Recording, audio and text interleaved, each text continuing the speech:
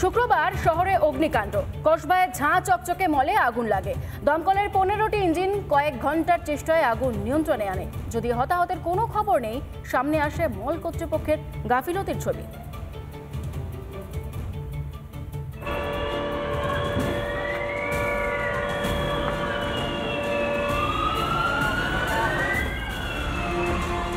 ভর দুপুরে দক্ষিণ কলকাতার অভিজাত শপিং মলে ভয়াবহ অগ্নিকাণ্ড। মলের একটি খাবারের স্টল থেকে আগুন ছড়িয়ে পড়ে।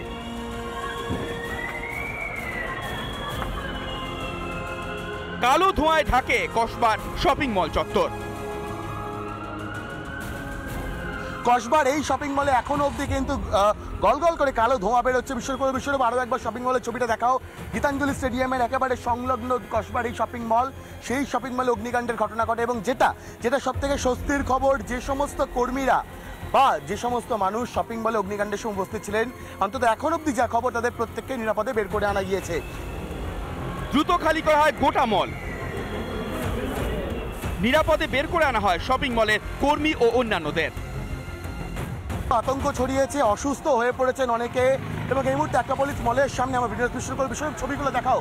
আতঙ্ক প্রত্যেকের চোখে মুখে। এবং কিন্তু যারা এবং একাধিক সংস্থার অফিস রয়েছে, সেই সংস্থার যারা কর্মী, তাদেরকেও বের করে নিয়ে আসা হয়েছে। আগুন নিয়ন্ত্রণে ঘটনাস্থলে আসে দমকলের প্রায় 15টি ইঞ্জিন।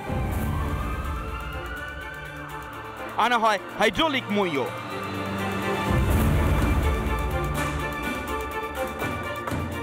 হাইড্রোলিক মই আনা হয়েছে। এই মুহূর্তে দমকলের আধিকারিক যারা রয়েছেন, তারা মূলত মুখে মাস্ক পরে হাইড্রোলিক মইয়ের সাহায্যে ওপরে ধোঁয়ার যে উৎস সেটি খোঁজার চেষ্টা করছেন। ধোঁয়া কোথা থেকে বেরোচ্ছে এই মুহূর্তে তুমি দেখতে পাচ্ছ।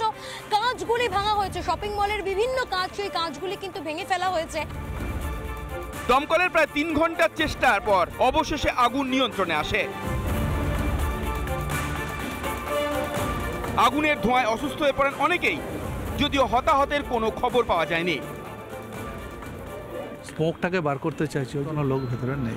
ফুললি এনকোয়ারি হবে। যদি কোথাও কোনো প্রবলেম থাকে, যদি কর্তৃপক্ষর কোথাও কোনো গাফিলতি থাকে, সেটা অ্যাকশন হবে। বারবার যৌতুকগৃহে পরিণত হচ্ছে শহরের একের পর এক বহুতল ও আবাসন।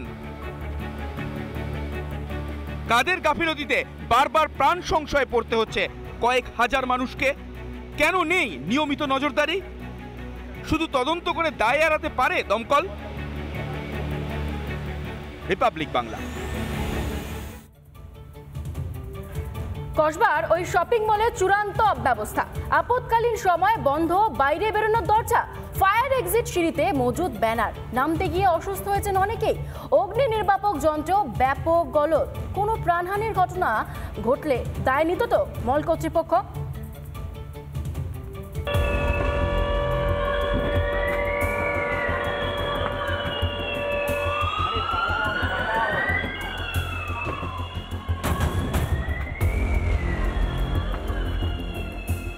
আমার সময় একটুখানি একটা প্রবলেম হয়েছিল, কেন কি স্টেয়ার কেসগুলোর মধ্যখানে আপনার প্রচণ্ড জিনিসপত্র রাখা ছিল। যেহেতু পুরো বিল্ডিংয়ের লোক ওখান থেকে নামছে, তো ওখানে বিল্ডিং মেনটেন্যান্স এতটাই বাজে যে ওখানে অনেক জিনিসপত্র রাখা ছিল।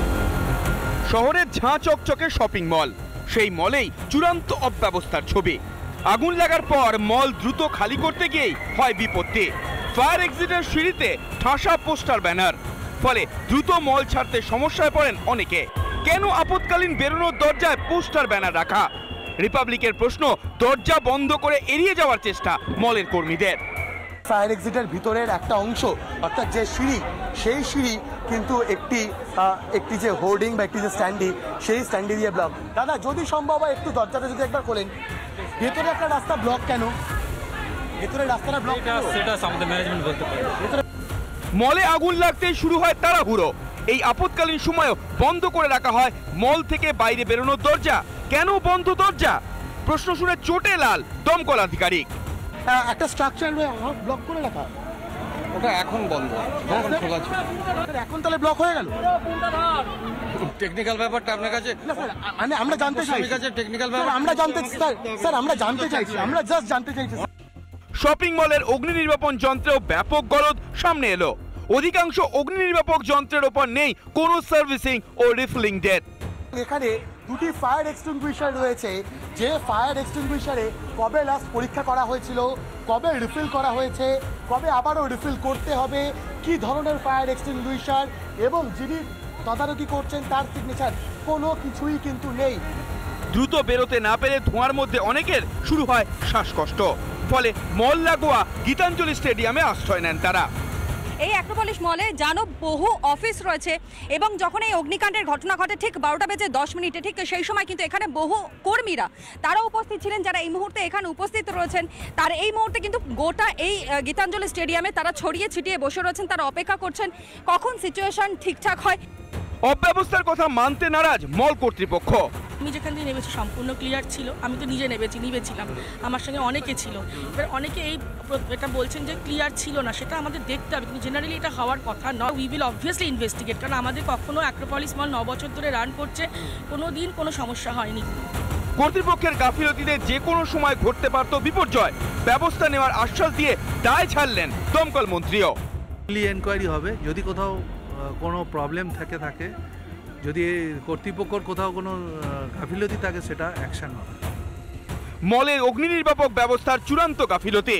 অগ্নিকাণ্ডে যদি কোনো প্রাণহানি হতো তার দায় কি নিত মল কর্তৃপক্ষ? কোনোভাবে দায় এড়াতে পারত প্রশাসন?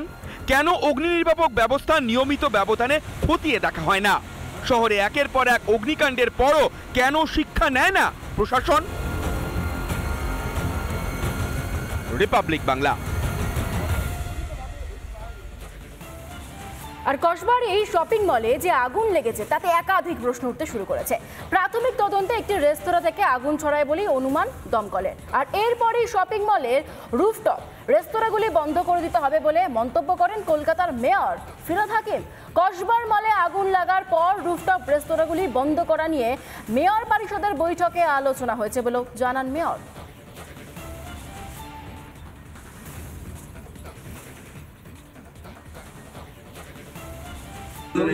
রুফটপ রেস্টুরেন্টগুলো নিয়ে খুব চিন্তা, এগুলো আমি আসার আগে সব পারমিশনগুলো দিয়ে গেছি, এগুলো নিয়ে দেখছি, আমি আলোচনা করেছি এগুলো নিয়ে কি হয়।